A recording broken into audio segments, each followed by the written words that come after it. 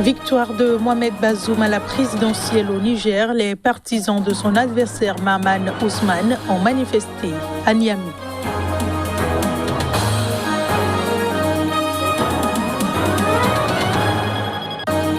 Lancement au Sénégal de la campagne de vaccination anti-Covid-19, plusieurs personnalités dont le ministre de la Santé ont reçu leur première dose du vaccin chinois Sinopharm.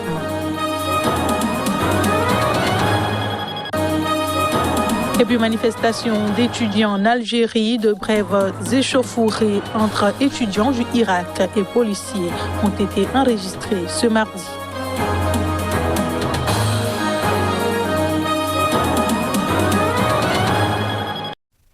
Merci de nous préférer. Bienvenue dans cette édition. Le Sénégal a lancé mardi sa campagne de vaccination contre la Covid-19 grâce à l'acquisition récente de 200 000 doses du vaccin chinois Sinopharm.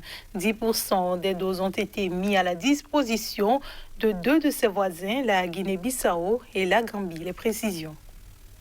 Par une température clémente, une quinzaine de personnalités en vue ont reçu leur première dose de vaccin dans les jardins du ministère de la Santé lors d'une cérémonie ponctuée d'applaudissements et retransmise en direct à la télévision.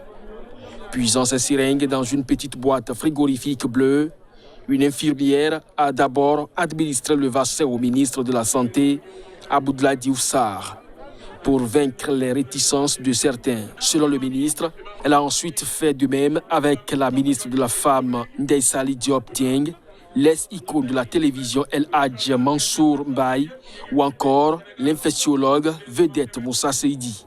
10% de notre lot de 200 000 doses a été mis à la disposition de la Guinée-Bissau et de la Gambie en signe de solidarité, soit 10 000 doses pour chacun des deux pays voisins, a dévoilé le ministre de la Santé. Je vais me vacciner immédiatement, a pour sa part affirmé mardi sur RFI le président Macky Sall, laissant toutefois entendre qu'il n'exigerait pas de passe-droit.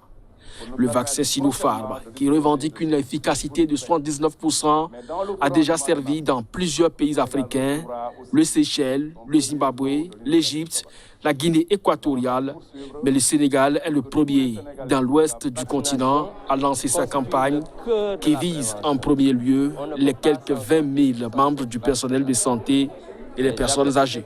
Le pays fait face depuis fin novembre à une montée des cas de Covid et a comptabilisé au total plus de 33 000 cas positifs et plus de 800 décès. 18 nouveaux morts ont été annoncés mardi, un record depuis le début de l'épidémie.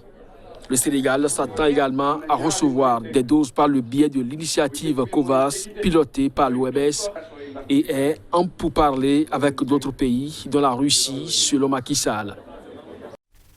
Le candidat du pouvoir au Niger, Mohamed Bazoum, a fêté sa victoire à l'élection présidentielle, une élection qu'il a remportée avec près de 56% des voix face à son adversaire Maman Ousmane.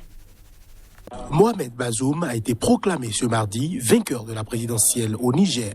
Il va ainsi succéder à Mahamadou Issoufou et assurer la continuité à la tête d'un pays confronté à d'innombrables défis. Et c'est avec ses partisans que Mohamed Bazoum a fêté sa victoire. Mes chers compatriotes, si les élections se sont bien passées dans leur organisation et dans leur transparence, elles n'en ont pas moins été entachées par des actes terroristes qui ont profondément endeuillé notre pays. Le premier président a accédé au pouvoir après une transition démocratique entre deux présidents élus au Niger. Mohamed Bazoum a tendu la main à son adversaire malheureux Maman Ousmane, dont il a salué la sagesse. Je voudrais enfin féliciter mon challenger, le président Maman Ousmane, pour le score remarquable qu'il a réalisé. Connaissant sa sagesse, je voudrais compter sur lui pour créer un nouveau climat entre le pouvoir et l'opposition, mettre fin aux tensions inutiles et nous donner la main sur l'essentiel par ces temps de grands défis terroristes. Né en 1960, à Bilabrine, dans la région de Difa, Bazoum est arabe, une ethnie minoritaire au Niger, ce qui lui vaut aujourd'hui des accusations sur ses origines étrangères. Dans le même registre, la victoire de Mohamed Bazoum au second tour de la présidentielle n'est pas du goût des partisans de son adversaire Maman Ousmane. Ils étaient des milliers à descendre dans les rues de Niamey, la capitale, pour manifester ce mardi, quelques minutes après la proclamation des résultats par la commission électorale. Des scènes de pillage ont été enregistrées. Reportage. Selon les résultats provisoires du second tour de la présidentielle proclamés par la Commission électorale nationale indépendante, le candidat du pouvoir, Mohamed Bazoum, l'a emporté avec près de 56% des voix face à son adversaire Maman Ousmane, qui a récolté 44,25% des suffrages. Une victoire qualifiée de hold-up électoral par l'opposition. Le vainqueur, qui célèbre déjà sa victoire, tente tout de même de rassurer « Je serai le président de tous les Nigériens », a déclaré Mohamed Bazoum à ses partisans. Il a félicité son adversaire battu à qui il a tendu la main, mais pas de quoi rassurer les partisans de Maman Ousmane. L'opposition exige la suspension immédiate de la publication des résultats. Je demande à tous les Nigériens de se mobiliser comme un seul homme pour faire échec à ce hold-up électoral, a déclaré à la presse le directeur de campagne de Maman Ousmane. Il s'exprimait à Niamey dans une ambiance surchauffée du siège d'un parti allié où des jeunes militants criaient le changement. Près du siège du Parti nigérien pour la démocratie et le socialisme, où Mohamed Bazoum a pris la parole, des manifestants d'opposition ont été dispersés par des policiers présents en nombre et tirant du gaz lacrymogène. Armés de bâtons, ils ont mis le feu à des pneus et une épaisse fumée noire a longtemps été visible. Des manifestations ont également eu lieu à Zender, la deuxième ville du pays. Le taux de participation au second tour de cette élection qui s'est tenue dimanche dernier a été de 62,91%.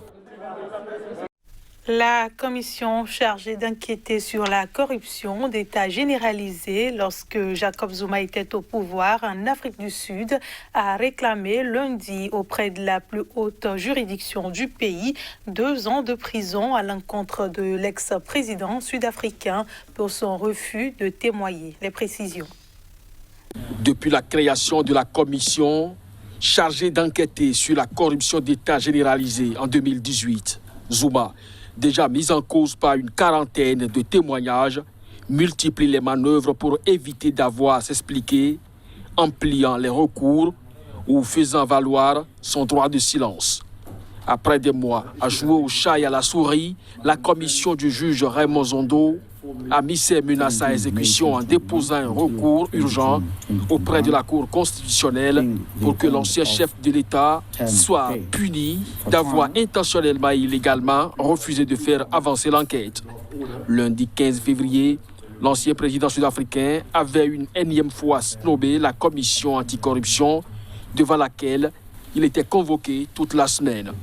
Mais cette fois-ci, il avait en même temps fait fi d'une décision rendue en janvier par la Cour constitutionnelle, l'obligeant à comparaître et le privant du droit à garder le silence.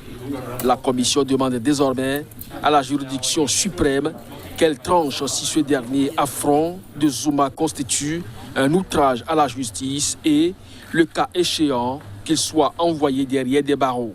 Le bras de fer entre les deux hommes dure depuis des mois, l'un et l'autre faisant appel à l'arsenal juridique pour lancer leurs attaques. Jacob Zuma, 78 ans, n'a témoigné qu'une seule fois devant la commission en juillet 2019. Il avait rapidement claqué la porte, s'offusquant d'être traité comme un accusé. Des dizaines de ministres ou ex-ministres, élus, hommes d'affaires ou hauts fonctionnaires ont déjà été entendus, déballant au grand jour le linge sale de l'ère Zuma.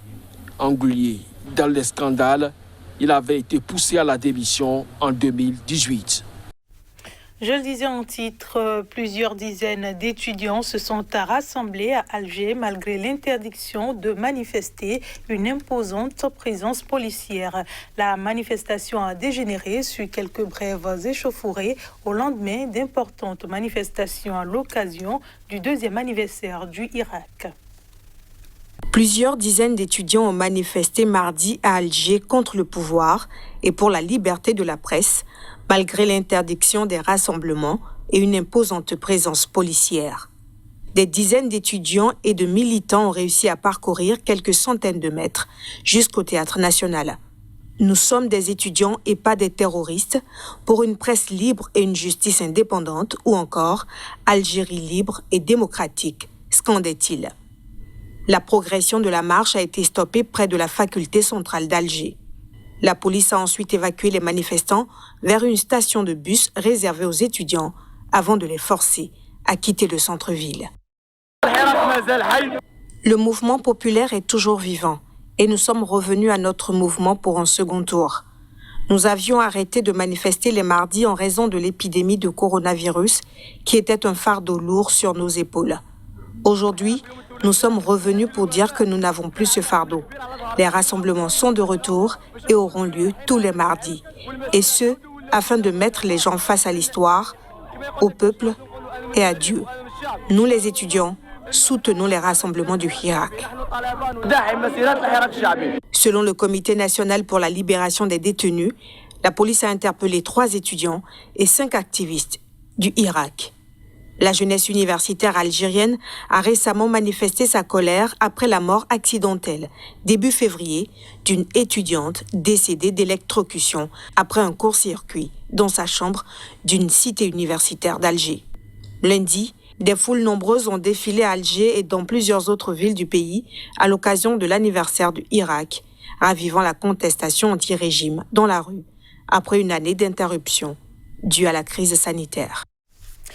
Et c'est sur cette information que prend fin cette édition. Merci de votre attention et bonne suite de programmes sur Sika TV.